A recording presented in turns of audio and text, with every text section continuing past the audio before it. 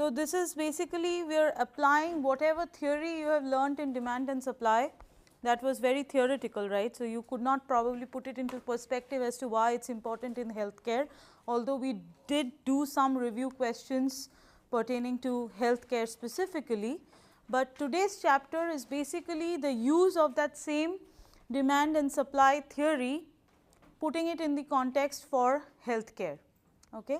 So, most of the stuff that we are going to talk about today, you have done it in demand and supply chapter, but in a very theoretical context, but today we are going to discuss it in a very specific context of healthcare. Okay. Now, having said that, for most part of the lecture today, and then I may not be using all the class time today, so you may get to go home early, but once again but that depends on how responsive you are, because at least for the first part of the class I do not intend to do a lot of kind of blackboard teaching, rather let us set it up like a discussion, because honestly there is nothing to teach in the first part. It is more about discussion, it is more about kind of understanding things, how they work. So, there is no math or any specific economic model involved there. It is all about demand and supply and how it works. Okay. So, the chapter that we are doing right now is demand for healthcare.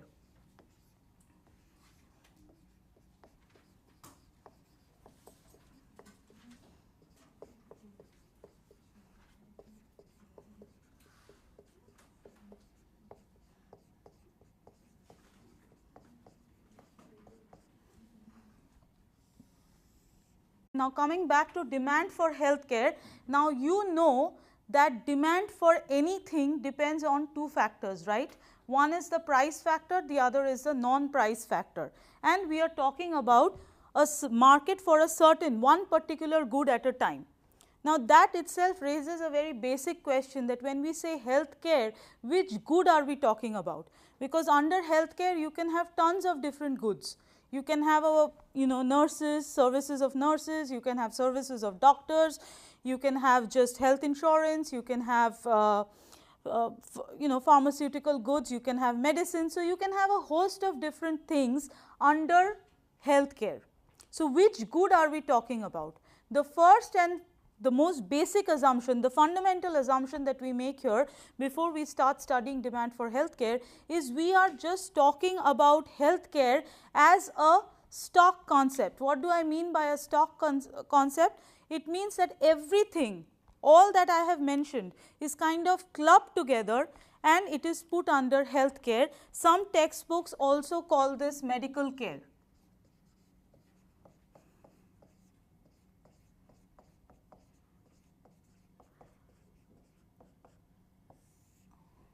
Or another simple way of looking at this is whatever is necessary for an individual to maintain a certain level of health. Whatever is necessary for an individual to maintain a certain level or stock of health, that would be called healthcare. So, for a person to stay healthy, you will need physicians, office visits, you will need maybe hospital services, you will need medicines and so on and so forth. So, all this kind of comes under healthcare or medical care. So, in the most simplest terms, it is something that helps an individual to maintain a certain level or stock of health.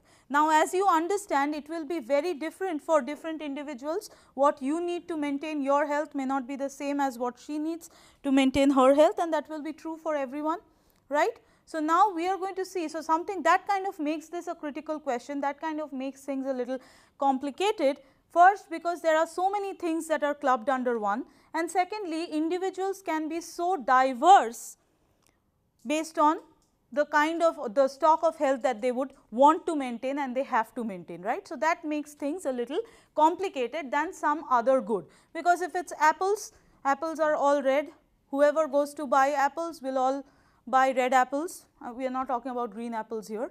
So, if you talk about the market for red apples, everyone is going and buying the red apples. When you take a bite of the red apples, it will seem sweet to you for most people, right, it is not going to taste bitter. So, there is a uniformity for other markets, whereas the healthcare market is complicated in that sense It is because it is diverse in that nature. Okay? That is one thing. But nevertheless, the quantity demanded for healthcare, that would depend on the same price and non-price factors. Now, when I say price, which price am I talking about? Now, here price could be different things. Once again, it could be prices of at the hospital, prices of medicines, but we have clubbed them all together, right. So, basically the price that we are looking at is the out of pocket price, what an individual has to pay to maintain his health. He could be buying hospital services, he could be buying physician services, he could be going to a dentist, but whatever he spends out of his pocket for maintaining his health, that is the price that we are talking about, because we have clubbed everything together. So, it is the out of pocket payment or the out of pocket price, and then there are some other factors, right, which are non-price factors, as you know, and those non-price factors once again can be categorized into some economic factors and some non-economic factors. Okay. So, you have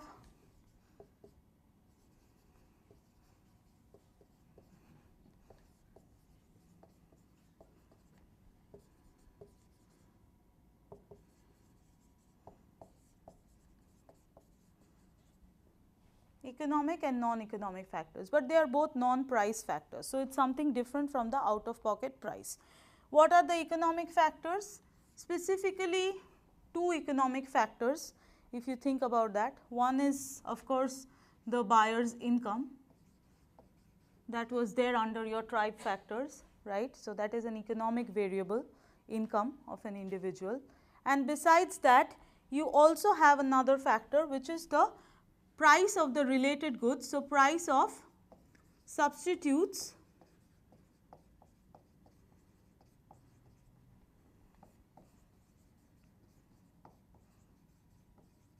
or complements.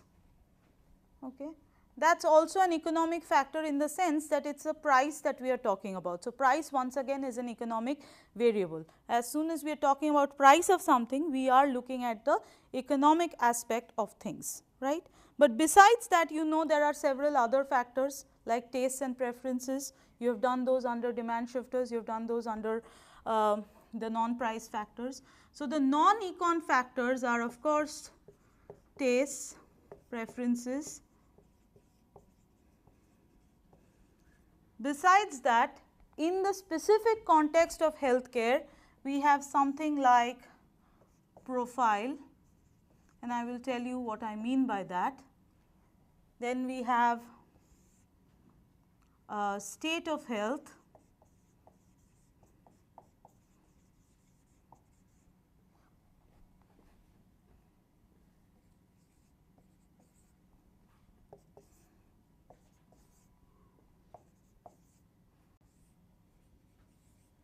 next we have time costs,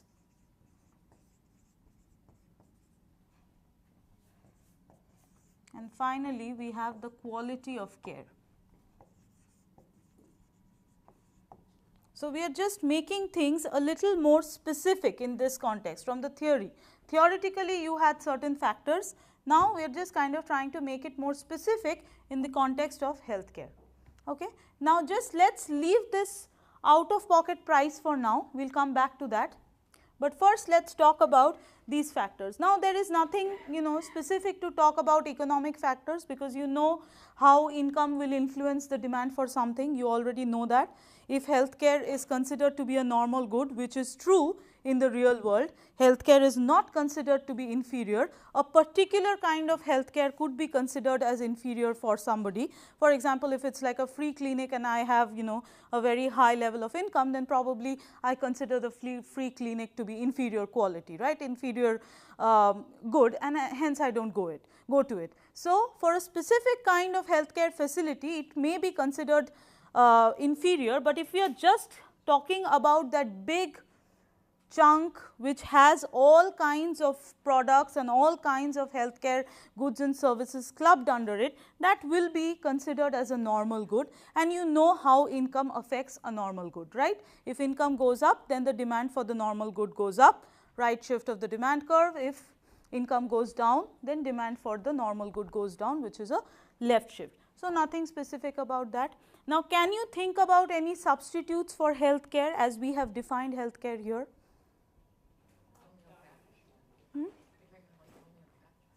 Yeah, like alternative medicine, yoga, you know, or some kind of alternative medicine. So, that could be a substitute. What could be complements?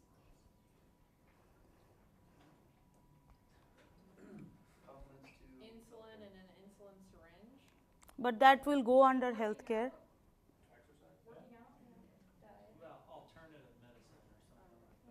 That is a substitute. But you understand why insulin is not an example? Because insulin is included under the healthcare. It's the good itself. Because that healthcare includes medicines and all that you need, all inputs that you need to maintain your health, or someone needs to maintain his or her health. That's why insulin is included in the product itself.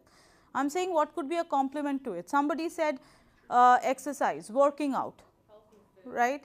Food, right? So, those are the things, that nutritional things that we are talking about. Those could be complements, that along with your maintaining your health care, along with maintaining your health through some healthcare products and services, you can combine it with other things which are non-healthcare, but you kind of consume them together to maintain a certain level of health. So, the same theory would hold as you know you have already studied in terms of price of substitutes and price of complements. The same way it would affect the demand for healthcare. So, I am not going into the details of that, we have already covered that part. Okay. Now, let us talk more specifically about the non-econ factors, okay, how tastes and preferences would be influenced. Now, tastes and preferences is a very broad term, it is a very wide subject. Tastes and preferences can be influenced by several things, right.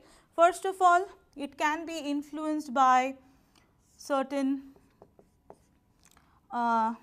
let us say personal characteristics, let us call them personal characteristics, which is personal to you, for something like marital status. Okay. How do you think this will affect the demand for healthcare? A married person versus a non-married person?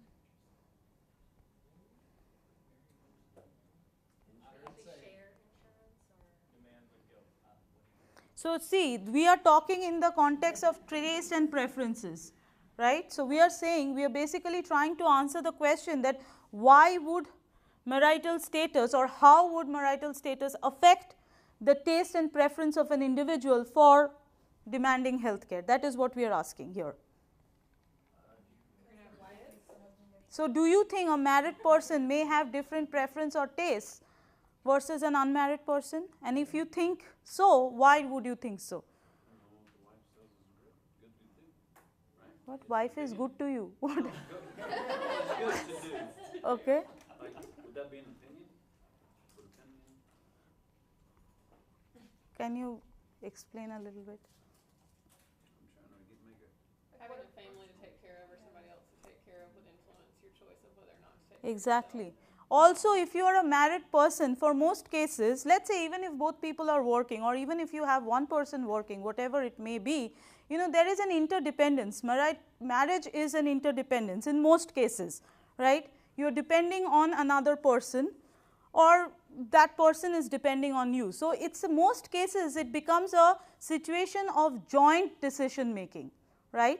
And in the context of healthcare, maybe a married person values his or her life more than a single person.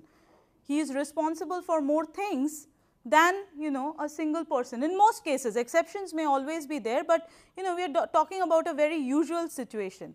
So, if the person values life more, then, you know, to kind of maintain that, he may need more health care, he may treat his diseases with proper health care more often than a person who does not have anybody dependent on him. He may have a more carefree life, right. Secondly, like Courtney pointed out, if you are a married person, in case of severe illnesses, you may have somebody already at home to take care of you. So, you may not need to go to a hospital, you may get the care at home, whereas if you are by yourself for a very small situation, you may need to go to a hospital because you do not have anybody else, a friend or anybody else to take care of you. So, you can see that how these personal characteristics can influence demand. In certain cases, it can increase your demand. For example, you know, if you don't have a caregiver at home, if you don't have a spouse who can take care of you, then probably you will need to demand more health care, specifically hospital services, things like that. Whereas if you have somebody at home, you may be using home care, you may be in a situation to use home care. If you're a person who is married, you may feel more responsible towards another person, and hence you may be taking care of your health better and hence using more health care. Whereas if you're a single person, you are leading a carefree life and you probably don't care and you don't go to a doctor for very small needs, and hence your demand may be lower. So that can influence your preference towards the consumption of health care, correct? Right? Secondly, the other feature that can affect is something like education. Okay. Education is also a big thing that can influence preferences of individuals. And why would I say education influences the preference of individuals? Can someone think about that? How does education influence preferences? Makes you more aware. If you have education, if someone is educated, that person is probably more aware, right, about what is out there. If you have a certain ailment, if you have certain symptoms, you probably know more people, you talk to them, you probably do a Google search, you read books, you can judge for yourself how serious your condition is, and based on that you may demand more health care.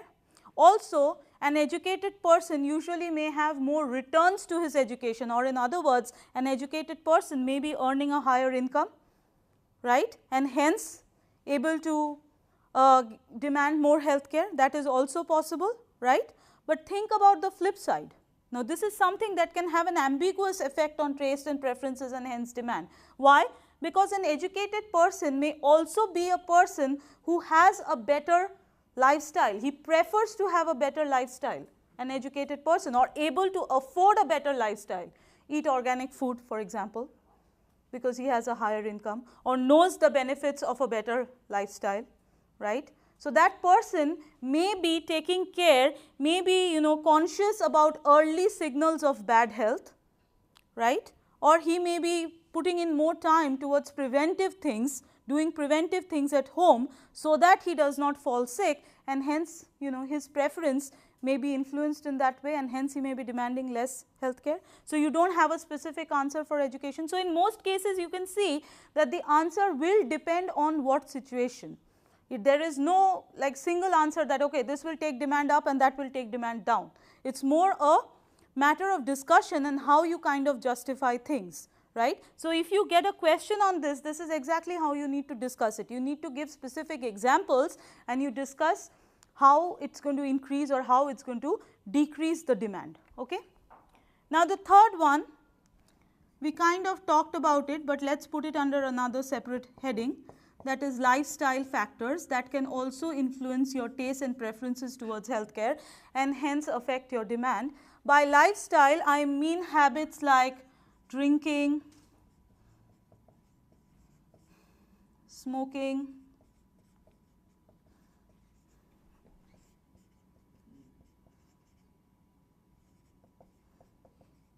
exercising, things like that, right. So if you're a person who is drinking, smoking on a regular basis, and you are educated enough to know that there are ill effects, and yet you are addicted because these things are kind of addictive. So if you're addicted to it, you probably will try to compensate the ill effects of these lifestyle behavior by demanding more health care, right. You might be going for a more regular health checkup because you think that you are abusing your body in certain senses by having certain an overdose of alcohol or whatever. Some people may think that way. There may be others who don't consider that at all, and hence they fall sick more often and they may be demanding more health care. So you can see that this can also have an effect. The incidence of certain diseases may be more if you're a smoker versus not being a smoker. Okay. On the flip side, something like dieting or exercising, those are good lifestyle choices. So if somebody has good lifestyle choices, that person may be needing less health care, and hence the demand for health care may be less, right. So all these factors are also kind of interlinked among themselves. They have overlaps, and they influence the tastes and preferences in certain way, and that is not a specific, that is not a standard way that it can affect tastes and preferences. It depends on the situation and it depends on the specific circumstances of the individual. Okay? That is the kind of takeaway. Now, let us go to the next one. What do I mean by profile? Profile basically means demographic factors.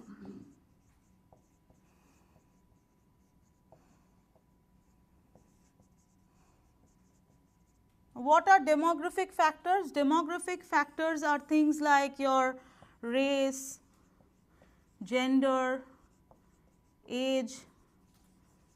Okay. Those are the demographic factors. Also, sometimes your location, where you live. Are you living in a developed country versus a developing country? That can also be considered under profile or demographic factors. Okay. So, age, very simple. If you are older, you probably have poor health, you are in need of health care, so you will have a higher demand for health care, right. Also, in terms of race, certain races, you know, in your own country you can think there are certain races where the educational attainment or the income attainment may be lower, and hence that can affect the demand for health care in certain ways, right. Also, in case of gender, it has been empirically observed in United States, and I am talking specifically about United States. As far as gender is concerned, women tend to demand more health care than men in United States. Okay. And empirically, why would you think that is true in USA? What do you think? Childbearing, yes. Multiple children, that can kind of, that itself, you know, whenever, you know, people, whenever women have kids, they obviously need health care at that point in time. So, that is a direct consumption and hence a higher demand of health care at those points in their time. But also, that process of childbearing may also kind of exhaust or kind of depreciate the health stock of the individual or the women. So, later in their life also they might need more health care, because you know there are certain conditions which are direct impact of childbearing. For example, now I read a lot about postpartum depression, right. That is a situation, you know, probably men will not face that, right. They do have their lifestyle changes because of paternity, but this is like a direct impact on the women, and hence they might need more health care at a certain point in their life, right. That is one factor. Secondly, in USA, women also have a higher life expectancy. They live longer. In USA specifically, that is not true for many other countries, but in USA women live longer. So, if you live longer, it means you are staying here for a longer time. So, if you are staying here for a longer time, you have more elderly women than you have elderly men. And like we just mentioned that with age, your need for health care will increase, your demand for health care will increase. So, if you have a higher life expectancy, probably you are living longer because you consume more health care, or since you live longer, you need to consume more health care. Either way, it is true. Okay? Can you think of anything else that can lead to women demanding more health care? Can you think of anything else? Certain diseases may be more incident in women, right. For example, in USA, it is like cardiovascular diseases more incident in women. If you see certain kinds of cancer, very common in women, right. So, all those factors are also kind of accounts for why women need more health care and hence demand more health care in USA. Now, this may be true, like I said, this may not be true in another country. So, it can depend on the geographic location also. Profile can include demographic factors like location. If I was talking about the same thing in the context of my country, India, it would just be the opposite. It would be the absolute opposite, because women usually 30, at least 40% of India is rural, okay. 40 to 45% of India is rural, where women do not have access to health care no matter what their health condition is. So, no matter what happens to them, they cannot reach out to a physician or to a hospital. So, the demand for health care, obviously if you measure the demand there, it is going to be lower. Life expectancy is significantly lower than men.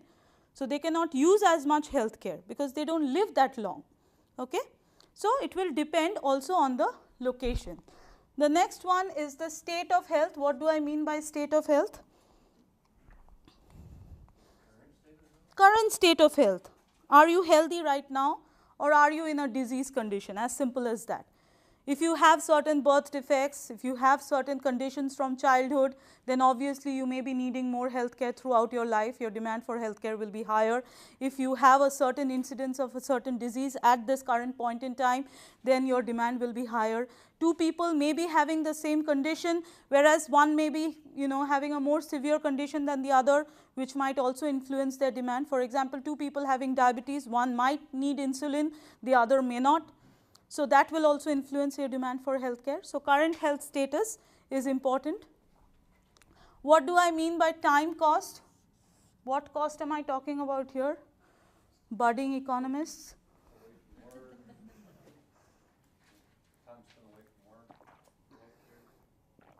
Yes, but economically what cost is that?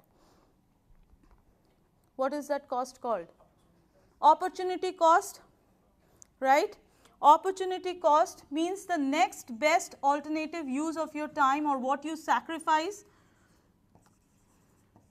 Now for somebody, the opportunity cost of sick days may be very high, right? For example, a doctor, he is on call most of the time. If he falls sick and has to stay at home or hospital, the opportunity cost of his sick days is super high than someone who's probably a stay-at-home mom. It's not an easy job, but I'm saying, like, it's probably high, right? Because that guy, if he has to stay home for 3 days, he's probably giving up a couple of $1,000s. Whereas somebody who does not earn and stay at home, it's time that is going, but that person can afford to be at home because he or she is at home at that point anyways, right? So the opportunity cost of time, it also depends on your demand for healthcare, also depends on how expensive time is for you. And by time, I also mean that can you afford to stay sick for a long time, or what is the benefit that you get from your healthy days? If you look at it from the other side, it's like the two sides of the same coin.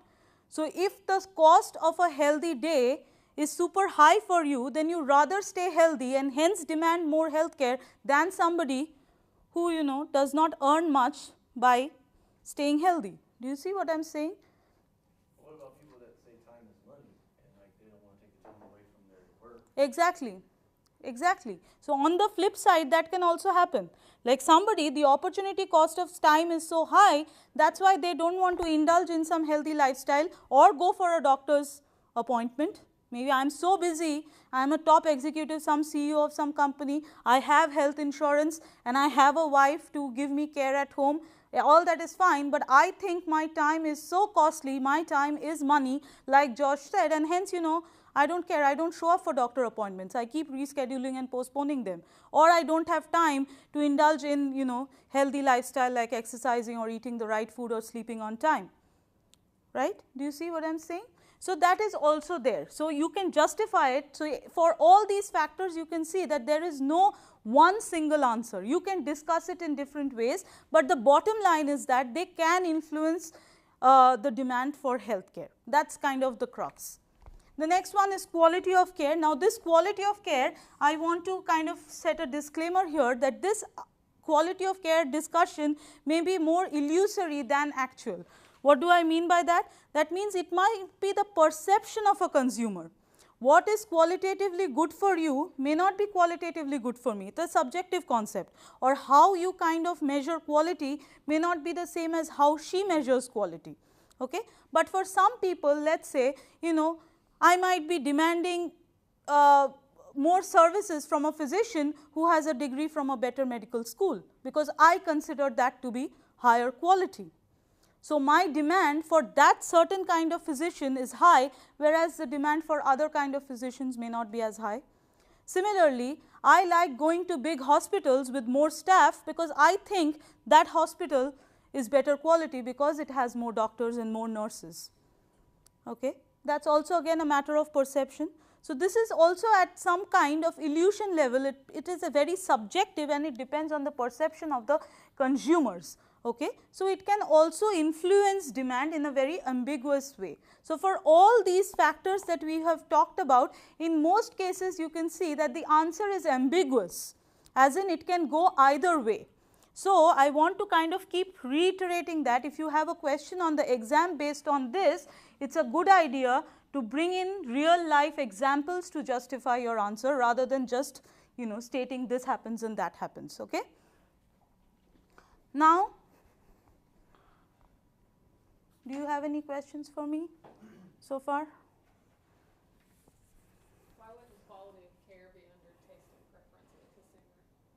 It's like I said, it's kind of interlinked, but we are trying to kind of differentiate out the more broader and the more important factors. You could talk about quality of care there also, okay?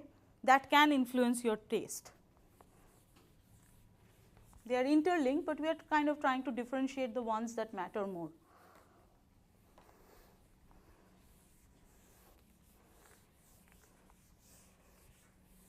Now, let us concentrate on the first one, that is the out of pocket price, what an individual has to pay for maintaining his health care. Now, what do you think in USA is the single most important thing that can influence the out of pocket price? So, like you said, the single most important thing in USA which can affect out of pocket price is health insurance. So, out of pocket price can be affected by health insurance. So, that means when we are talking about out of pocket price, we are actually talking about how health insurance, having health insurance or not having health insurance, how that can affect the demand, the quantity demanded and the demand for health care, right?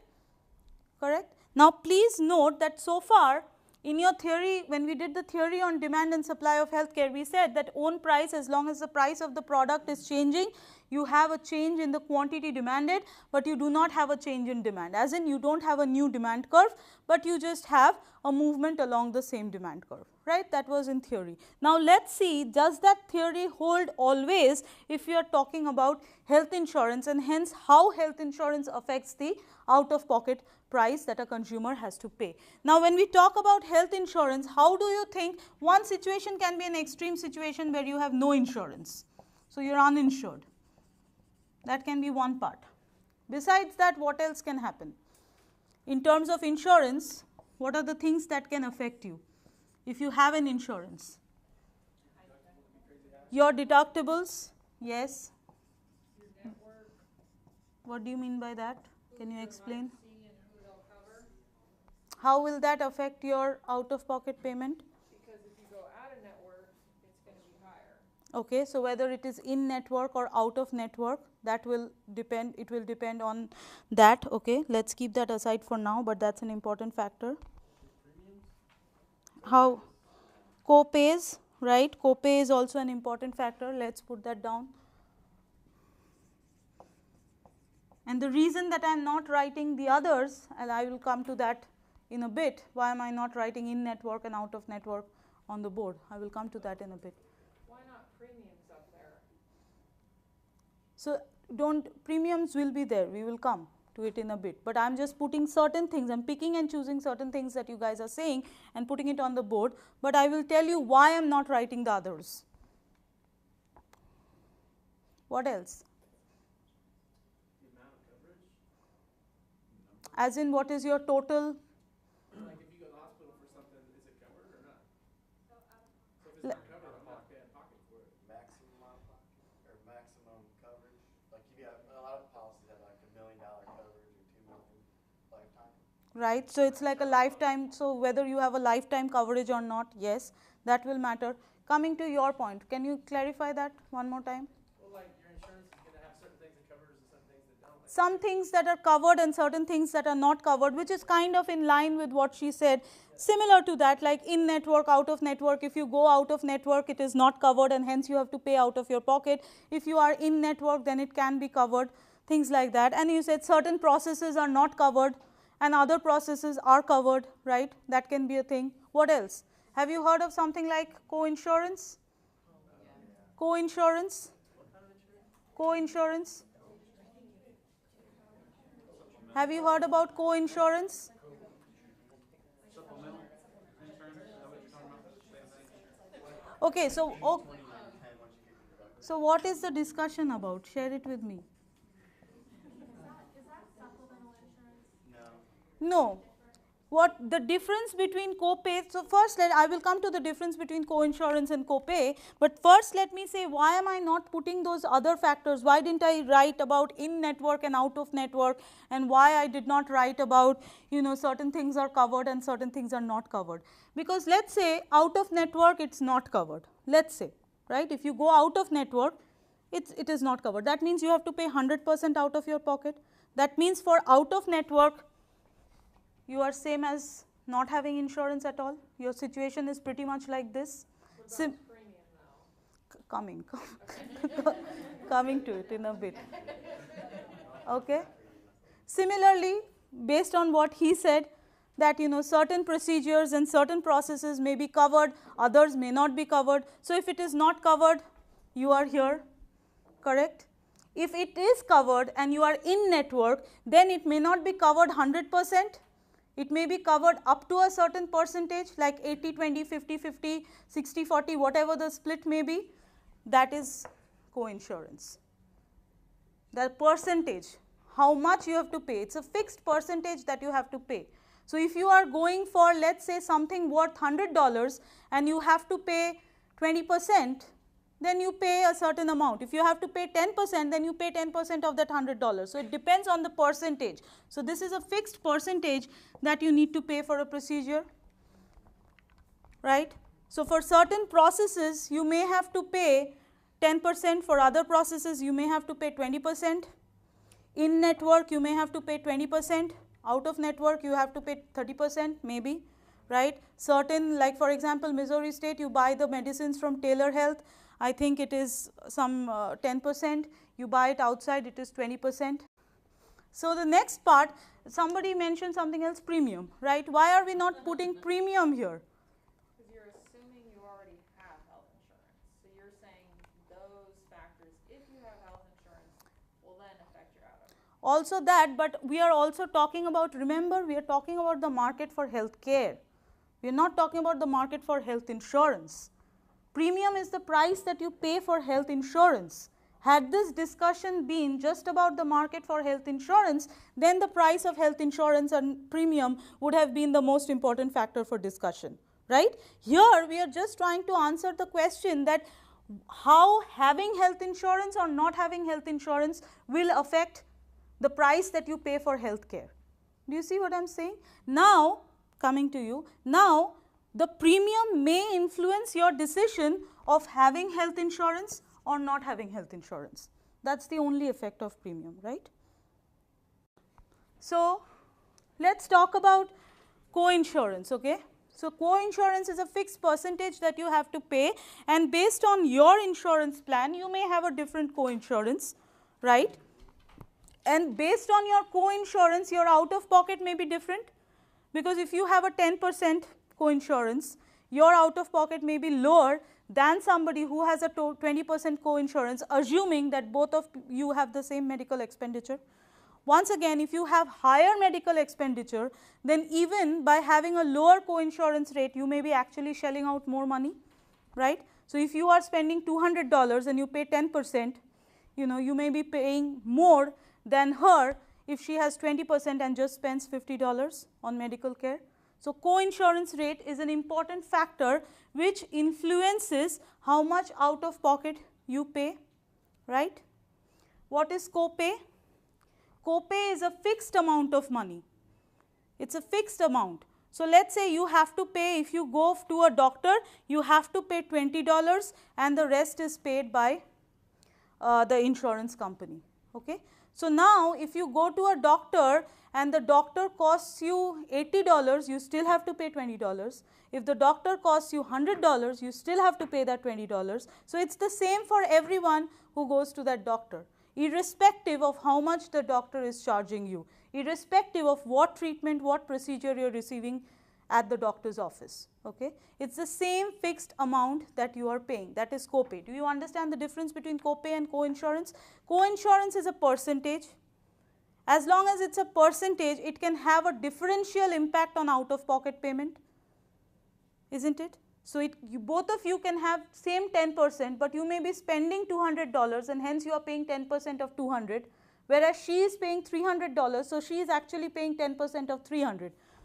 It will be different, but for copay both of them are paying $20, irrespective of how much money the doctor is charging them. Do you see what I am saying, the difference? So, this is a fixed money, it is a fixed money value, it is an absolute money dollar value, that is a percentage. Okay. Now, what about deductibles? What are deductibles? It is a certain threshold, right? Deductible is a certain threshold. So, you have to meet that threshold. After you have met that threshold, you may have a co-insurance, and after you have met even a certain threshold in that, you could have medical treatment could become free for you. That is the idea of deductible, right? For example, Missouri State Insurance, after you have met a deductible of $800 per individual, after that it becomes 80-20. Means your insurance company takes 80%, you have to pay 20%, okay, up to a maximum out of pocket of $2,500 for the individual. So, after I have met $2,500, then medical care basically becomes free for me, because the insurance company picks up everything after that. So, it becomes 100%, my co-insurance rate becomes 0 after that, right. That is the idea of a deductible. So, you can see that deductible is kind of related to co-insurance in that sense. So, deductible is a threshold. After that threshold, you may have a certain co-insurance. After another threshold, medical care is basically becoming free for you, or co-insurance rate is becoming 0. Okay. Everybody understands this conceptual thing about health insurance, the difference between the three? Okay. Now, let us start talking about co-insurance. Okay. Now, you will have a downward sloping demand curve. What does that downward sloping demand curve signify? The downward sloping demand curve basically signifies that at a certain price, at a certain fee of the physicians, how many office visits will a consumer be willing to make, right? That is what the demand curve means, a point on the demand curve. It has a price and it has a quantity, or in other words, for these many office visits, what is my willingness to pay? That is the intuitive logic behind a demand curve. Do you agree? So, let us say I am willing to pay $50 for 5 office visits. For 5 office visits, that is $50. Okay. Now, let us say I am a person who does not have insurance. So, this is my first case, no insurance. So, for that person, what is the out of pocket payment? Yes. So, how much is that from the graph? $50, isn't it? So, a person who does not have insurance will have to pay all $50. So, this is my willingness to pay if I do not have insurance. Now, let us say I have insurance and I have an insurance with a co-insurance rate, right. So, without insurance my price was, so let us say this is without,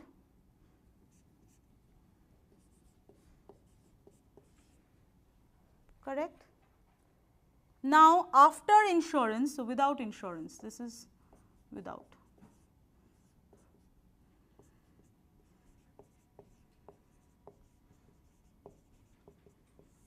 And please note that this PW, this price that I was paying, is also the out of pocket price in that case, because I did not have insurance, or in other words, this was also my willingness to pay. For 5 office visits, that was also my willingness to pay. Now, let us say you have insurance.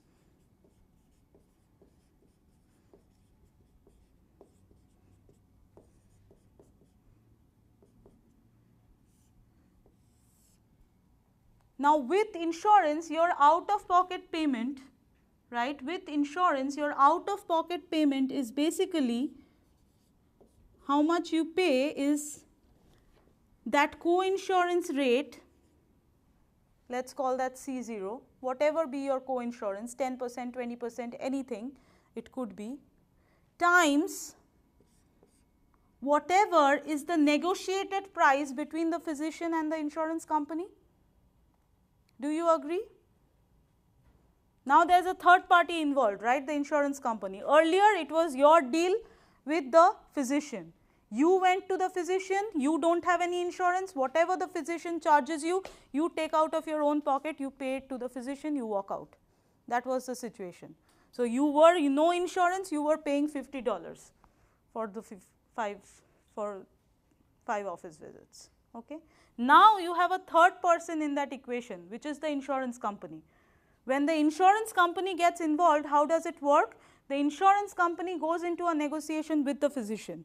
They settle for a price. So insurance company is doing business both ways, right? Physician, it's talking to the physician and saying, how much are you going to charge for this service? It is also negotiating with you in terms of your co-insurance rate. Saying, okay, you are buying insurance for me, your co-insurance rate is going to be 10%. Okay? So this capital P that I am talking about here is the negotiated price of the insurance company with the physicians. You don't have any say in that. Do you see what I am saying? But what you actually pay is the co-insurance rate of that price. Anybody, any question? Josh? This is how it works, the insurance market. Anybody has any questions about that? Yes. Why wouldn't we use copay in this? Because we are not talking about copay yet.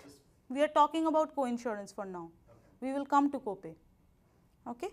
So that is how much you have to pay. So can I say that that negotiated price or the actual price that the physician is now charging and has negotiated with the insurance company, that is PW divided by CO, just mathematically, isn't it? Do you agree?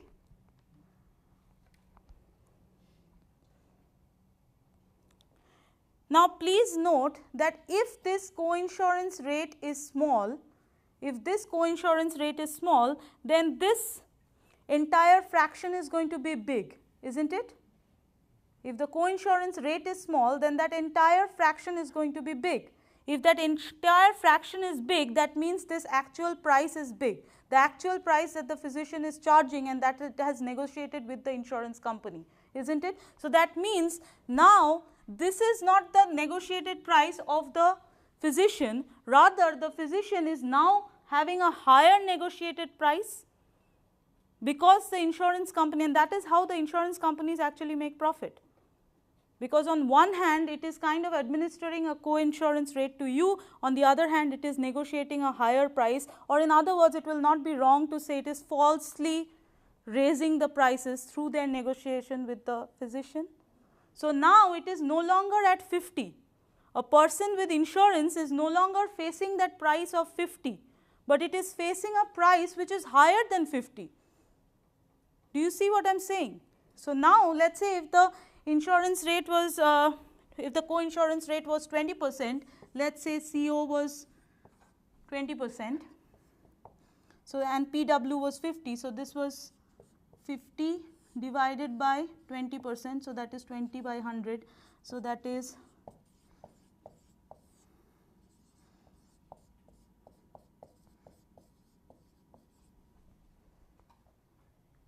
correct?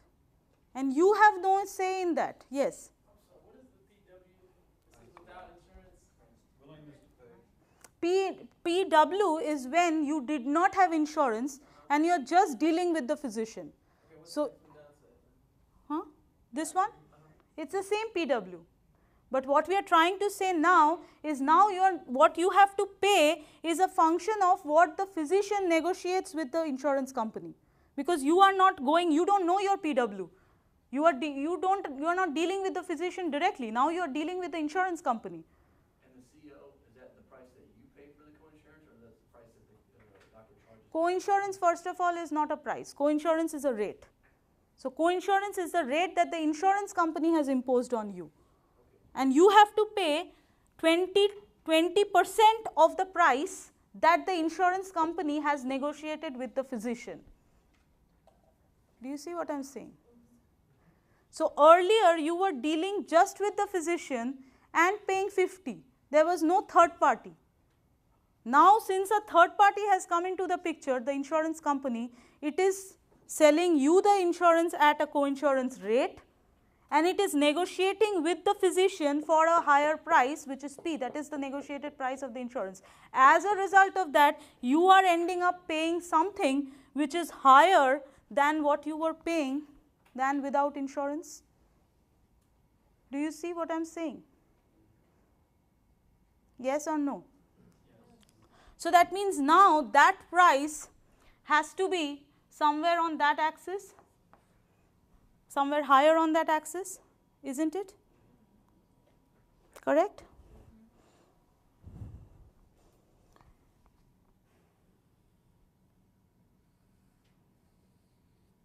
So, now here there is a point here and there is a wedge that is created, and how is that wedge created? Because now this is no longer, you can see this is outside that demand curve. This was my initial demand curve, right? Let us call that D1. Now, that point is outside that demand curve, isn't it? So, that means there must be a new demand curve there, and only then that point can lie on that new demand curve. So, let me call that, let me draw a new demand curve there, and I am not drawing that demand curve as parallel, and I will tell you why I am not drawing it as parallel. That means I am making this point common between the two demand curves. Why? Because this point basically means the willingness to pay is 0, right? Or in other words, it is kind of free. I am not paying any price for the medical care. If I am not paying any price, if the price is 0, can that affect the quantity demanded?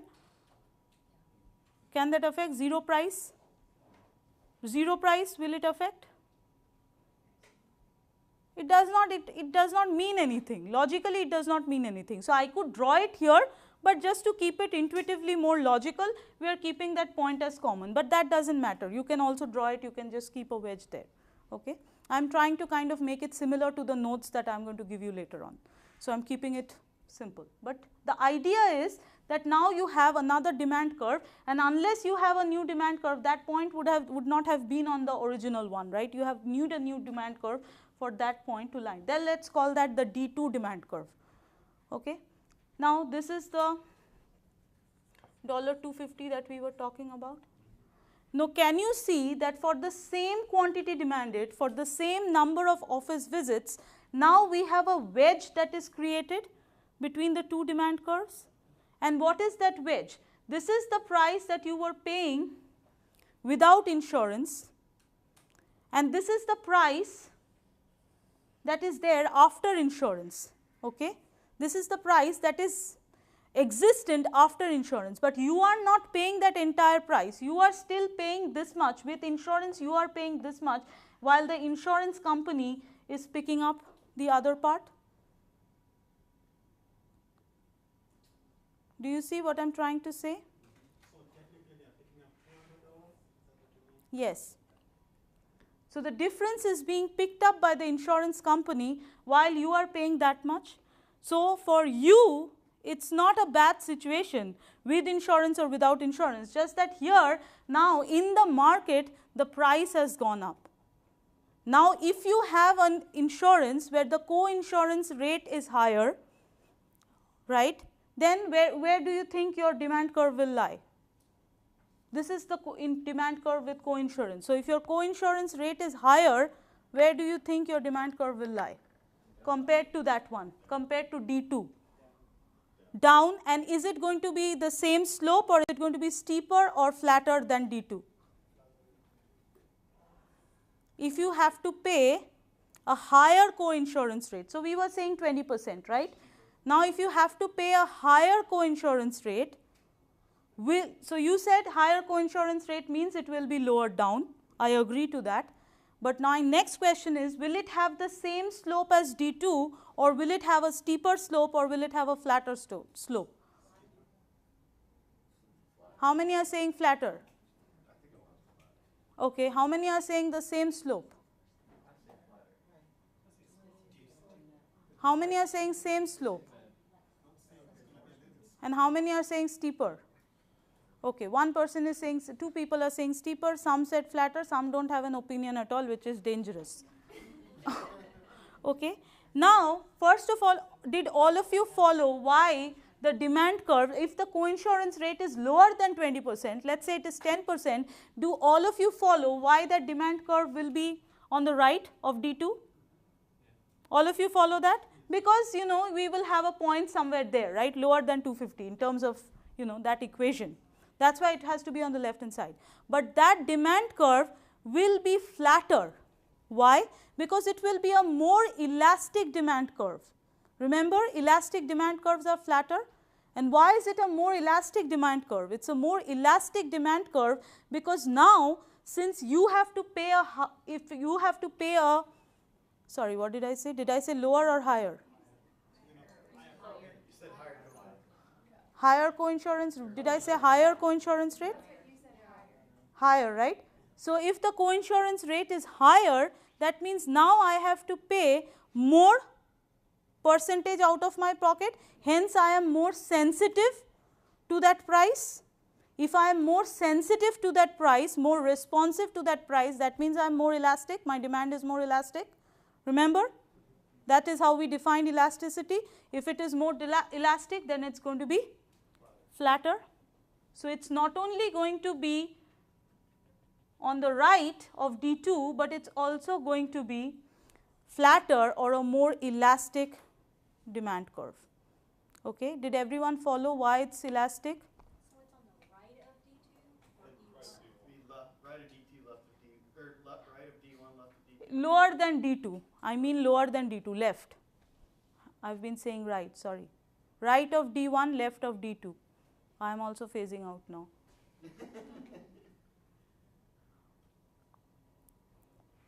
Okay.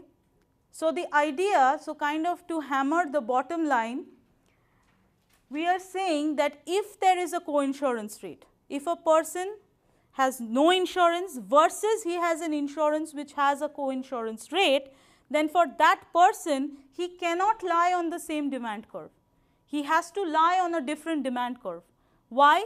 Because now due to the involvement of the third party, the actual negotiated price of that healthcare service is higher than the no insurance situation. But that does not necessarily mean that the patient has to pay a higher out of pocket, because one part of that is picked up now by the insurance company while the other part is being paid by the patient. Otherwise, nobody would buy insurance. If your out of pocket payment went up with insurance, nobody would buy it, right? There would be no incentive to buy insurance, right? But there is a wedge that is created in the price where one part is paid by the patient, the other part is paid by the insurance company. Now, how is that wedge affected?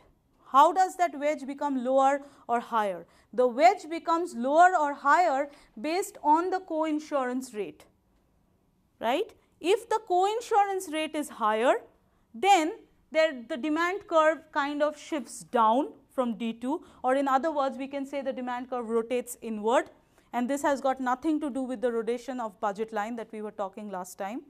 Okay. So the demand curve just moves to the left of D2 and it becomes a flatter demand curve because now you have to pay a higher rate out of your own pocket. So now you are more sensitive to the price changes, you are more sensitive to what is happening with the negotiated price. Okay. And hence you have a more elastic demand curve or a flatter demand curve. Similarly, if the coinsurance rate was going lower, if the coinsurance rate was falling, then you would have a demand curve compared to D2, that demand curve would be somewhere like that, and that would be a flatter, that would be a steeper demand curve compared to D2. Do you see what I am saying?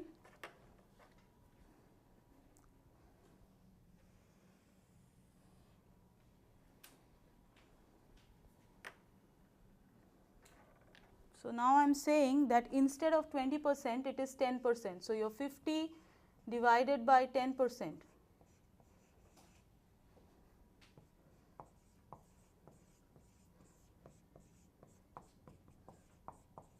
So it has to be further there, further above.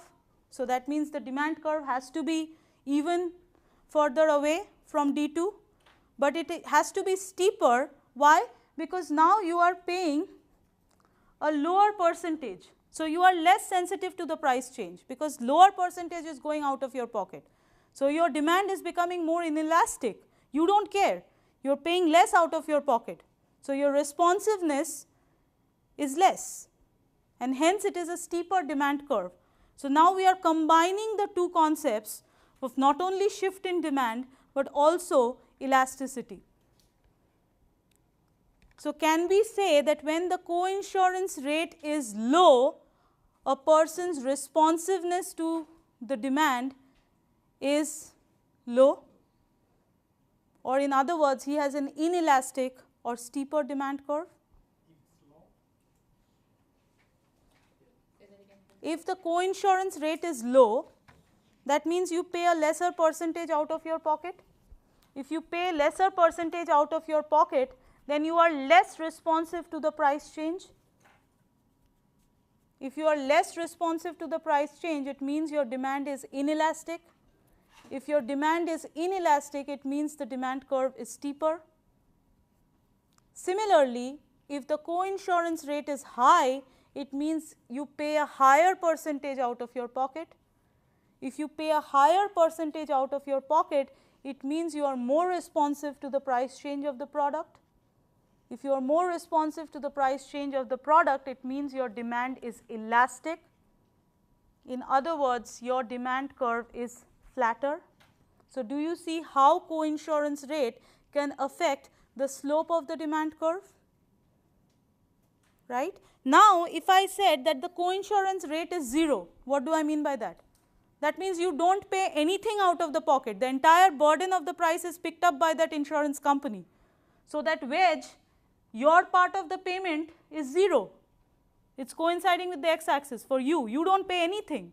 It is 100% paid by the insurance company. So, what should the demand curve look like in that case? Vertical, perfectly vertical. So, if the coinsurance rate was 0, that basically means that you have 100% covered by the insurance company. So, in that case, you are absolutely unresponsive to any price change. You do not care what price the insurance company is negotiating with the physician. It is not your cup of tea because you are not going to pay anything out of the pocket. You are just going to pay your premium and buy the insurance and walk off. A vertical demand curve means a perfectly inelastic demand curve.